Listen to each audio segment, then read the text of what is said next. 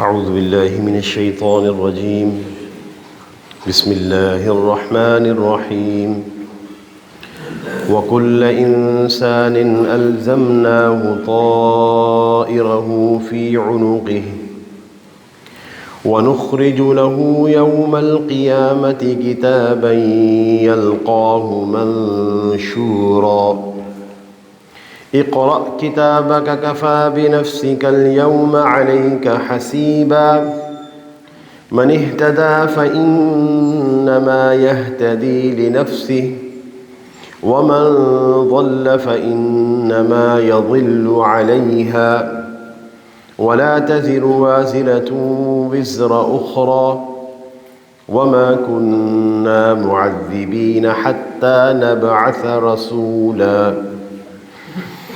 وإذا أردنا أن نهلك قرية أمرنا مترفيها ففسقوا فيها فحق عليها القول فدمرناها تدميرا وكم أهلكنا من القرون من بعد نوح وكفى بربك بذنوب عباده خبيرا بصيرا من كان يريد العاجلة عجلنا له فيها ما نشاء لمن نريد ثم جعلنا له جهنم يصلاها مذموما مدحورا ومن أراد الآخرة وسعى لها سعيها وهو مؤمن فأولئك كان سعيهم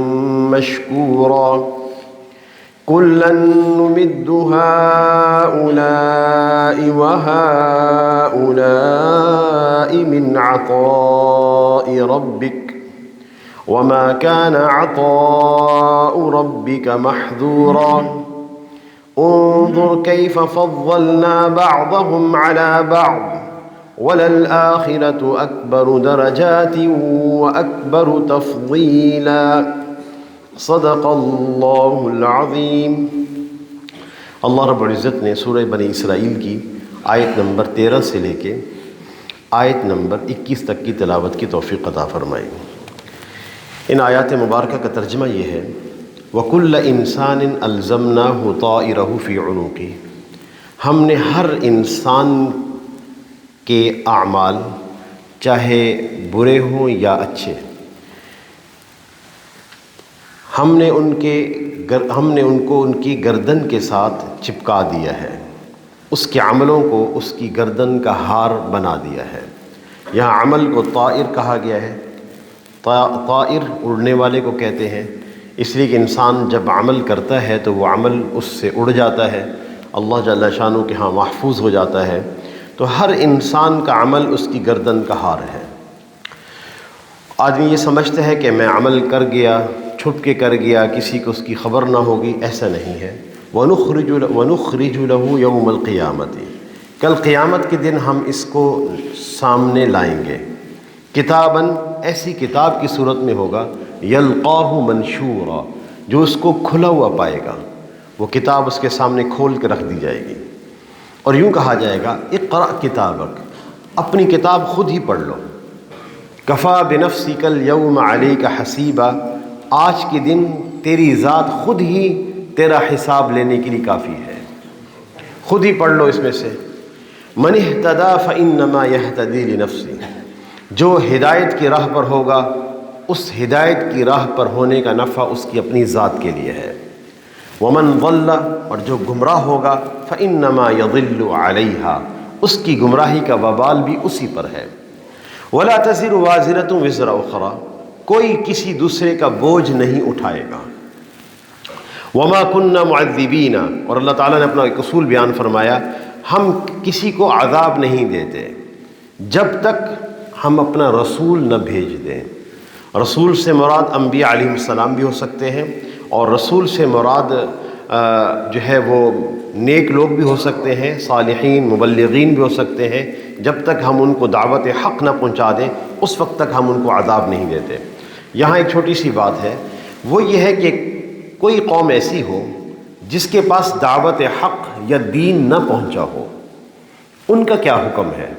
جن کے پاس کوئی رسول نہیں پہنچا، جن کے پاس کوئی تبلیغ کرنے والا نہیں پہنچا، ان کا کیا حکم ہے؟ اس کے بارے میں اصول یہ ہے، اللہ تعالیٰ نے تمام انسانوں کو عقل سلیم عطا کر رکھی ہے، اور فطرت میں یہ بات رکھی ہے کہ بندہ توحید کا قائل ہو جائے۔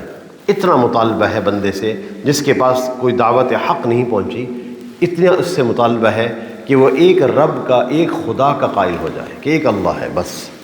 اگر جو اتنا قائل ہو جائے تو حدیث میں آتا ہے کہ آپ صلی اللہ علیہ وسلم نے ارشاد فرمایا، کل قیامت کے دن اعلان ہوگا، اخرجوا من النار من ذکرنی یوما او خافنی فی مقام، ہر اس شخص کو جہنم سے نکال دو جس نے مجھے زندگی میں صرف ایک دفعہ یاد کیا ہو یا مجھ سے کہیں کسی مقام پہ ڈرا ہو، اتنا ہی کافی ہے۔ وَإِذَا أَرَدْنَا أَن نُهْلِكَ قَرْيَةً، کسی قوم کو جب اللہ تعالیٰ ہلاک فرماتے ہیں، ان کے اندر جب معصیت کا غلبہ ہو جاتا ہے، اللہ کی نافرمانی عام ہو جاتی ہے، ہلاکت ان کا مقدر ہو جاتی ہے، تو اللہ جل شانہ اس قوم کو جب ہلاک فرماتے ہیں تو طریقہ کیا ہوتا ہے؟ وَإِذَا أَرَدْنَا أَن نُهْلِكَ قَرْيَةً، جب ہم یہ ارادہ کرتے ہیں کہ ہم کسی قوم کو، کسی بستی کو ہلاک کر دیں، امرنا مترفیہا، ہم احکامات دیتے ہیں ان کے اسودہ حال لوگوں کو۔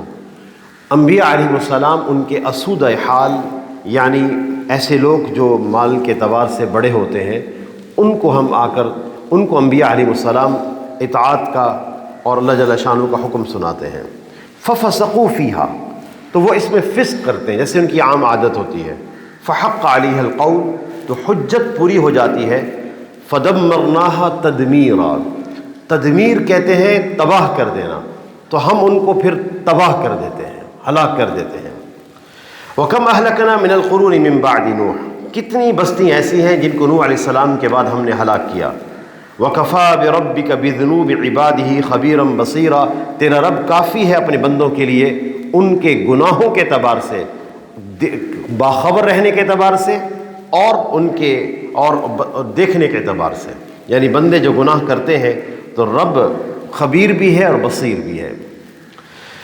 آگے اصول بیان فرمایا کہ جو بندہ دنیا ہی کا طالب ہو اس کے ساتھ کیا معاملہ کیا جاتا ہے، اور جو آخرت کا طالب ہو اس کے ساتھ کیا معاملہ کیا جاتا ہے۔ دنیا کا طالب ہونے کا مطلب یہ ہے وہ شخص جس کے ہاں دنیا کماتے وقت آخرت پیش نظر نہ ہو، یعنی حلال اور حرام کی پرواہ نہ کرتا ہو۔ چونکہ ہماری کمائی بھی عبادت ہے، ہمارا مقصد بھی عبادت ہے، ہماری تجارت بھی عبادت ہے، لیکن ہماری تجارت کا ایک اصول ہے کہ خیر الناس من ینفع الناس، لوگوں میں سے بہترین لوگ وہ ہیں جو لوگوں کو نفع پہنچائیں۔ ہماری تجارت میں اصول یہ ہے کہ امانت داری ہو اور خیانت نہ ہو اور حلال اور حرام کے اندر امتیاز رکھا جائے۔ تو جس من کان یرید العاجلہ، جو شخص صرف دنیا چاہتا ہے، یہاں پہ کانا ہے، کانا جو ہے استمرار کے لیے آتا ہے، جو صرف دنیا چاہتا ہے وہ کانا استمرار کے لیے یہ بتا رہا ہے کہ وہ اس میں تھکے گا، مشقت بھی اٹھائے گا۔ عجلنا لہ فیہا ما نشاء، جو دنیا صرف چاہتا ہے، ہمیں نہیں چاہتا، تو ہم جس کے لیے چاہیں اور جتنا چاہیں دنیا ہی میں عطا کر دیتے ہیں۔ ثم جعلنا لہ جہنم، پھر ہم نے اس کے لیے جہنم تیار رکھی ہے۔ یصلاھا مذموما مدحورا، وہ اس میں داخل ہوگا مذمت کیا ہوا بھی اور دھتکارا ہوا بھی۔ ومن اراد الآخرۃ، اور جو آخرت کا ارادہ کرتا ہے، دنیا کما رہا ہے، تاجر ہے، لیکن اللہ کا خوف اس کے دل میں ہے، احکامات کو نہیں چھوڑا۔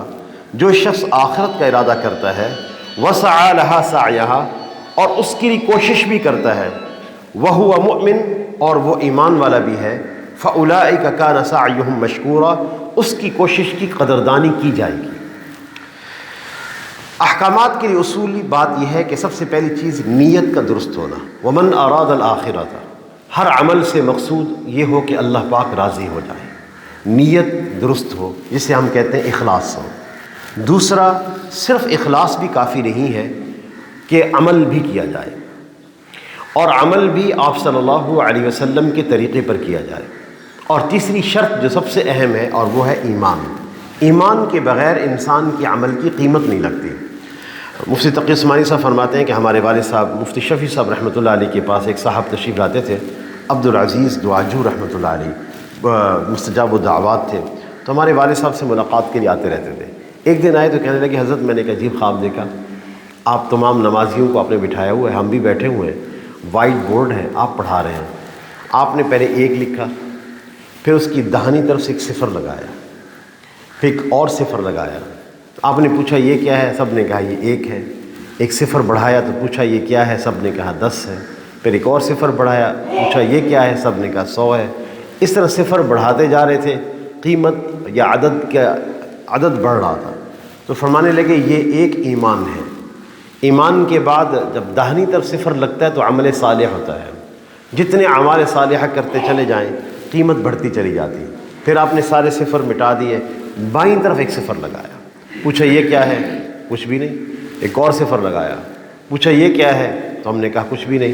فرمایا جتنے مرضی صفر بڑھاتے جاؤ، اگر ایمان نہ ہو تو ان عملوں کی کوئی قیمت اللہ کی نگاہ میں نہیں ہے۔ اس لیے ایمان کے بعد انسان کے نیک عمل کی قیمت لگتی ہے۔ وَهُوَ مُؤْمِنٌ فَأُولَٰئِكَ كَانَ سَعْيُهُمْ مَشْكُورًا، عمل اللہ کی رضا کے لیے ہو، حضور صلی اللہ علیہ وسلم کے طریقے پر ہو اور ایمان بھی ہو، تو اس سعی کی بڑی قدردانی کی جائے گی، بڑی قدردانی۔ مفسرین نے لکھا ہے کہ یہاں کانا فعل ناقص نہیں ہے، اس کا مطلب یہ ہے کہ آخرت کے لیے تھوڑی سی محنت کرنی پڑے گی، لیکن جس طرح محنت کرنے کا حق ہے ویسے چاہیے بھی، تھوڑی محنت پر بہت زیادہ مل جائے گا۔ حدیث میں آتا ہے جو آدمی یوں کہے سبحان اللہ والحمد للہ، اگر یہ کلمات کہے تملآن او تملأ ما بین السماء والارض، آسمان اور زمین کا درمیانی خلا نور سے بھر جاتا ہے۔ یہ ہے سعی کی بڑی قدردانی کی جائے گی۔ حضرت تھانوی رحمۃ اللہ علیہ نے لکھے کہ شاہی محاورہ ہے، جیسے بادشاہ کہتے ہیں ہم تمہاری عمل کی قدردانی کریں گے۔ اور کیا قدردانی ہے عمل کی کہ من تقرب الی شبرا، جو میری طرف 1 بلشت بڑھتا ہے، تقربت الیہ ذراعا، میں اس کی طرف 1 ہاتھ بڑھتا ہوں، ومن تقرب الی ذراعا، جو 1 ہاتھ بڑھتا ہے، تقربت الیہ باعا، میں 2 ہاتھ بڑھتا ہوں، ومن اتانی یمشی اتیتہ ہرولا، جو میرے پاس چل کے آتا ہے میں اس کو دوڑ کے لے لیتا ہوں۔ یہ ہے عمل کی قدردانی۔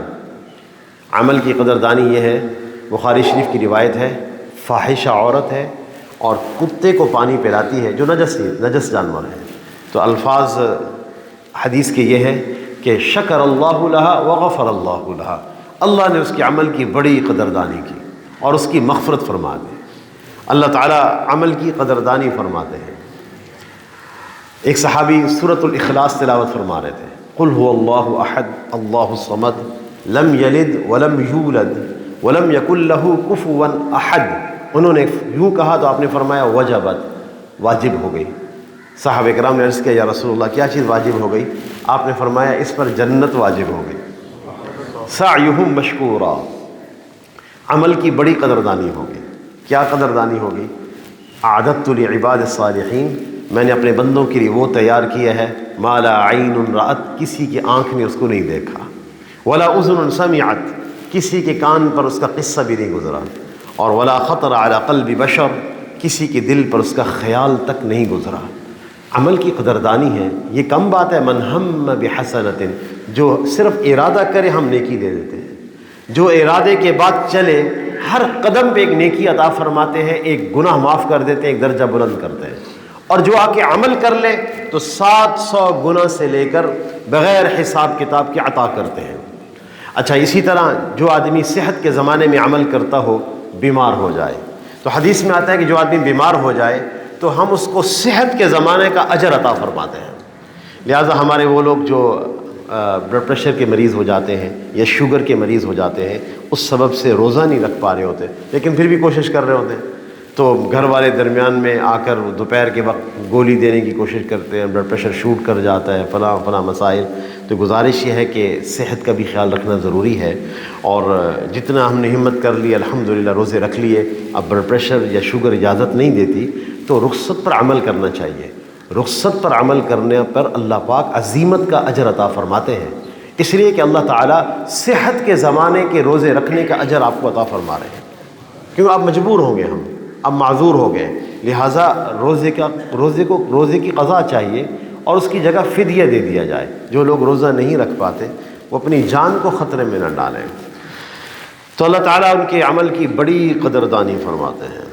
کُلًّا نُمِدُّ هَٰؤُلَاءِ، ایک حدیث مفسرین یہاں ذکر کی ہے کہ اللہ جل شانہ ایک بندے کو اپنے قریب بلائیں گے کل قیامت کے دن، پردے میں لے لیں گے اور فرمائیں گے اذنبت کذا و کذا، تو نے یہ گناہ کیا ہے، تو نے یہ گناہ کیا ہے۔ وہ بندہ کہے گا میں تو ہلاک ہو گیا۔ اللہ جل شانہ فرمائیں گے جاؤ ہم نے تمہیں معاف کر دیا۔ فَأُولَٰئِكَ يُبَدِّلُ اللَّهُ سَيِّئَاتِهِمْ حَسَنَاتٍ، جتنے گناہ کیے تھے اس کے بدلے میں اتنی ہی نیکیاں لکھ دی ہیں۔ وہ بندہ کہے گا کہ اللہ آپ نے میرے بہت سارے گناہ اور بھی نہیں گنوائے جو میں نے کیے ہوئے۔ تو آپ صلی اللہ علیہ وسلم جب اس حدیث کو بیان فرماتے تھے تو ہنس پڑ دیتے۔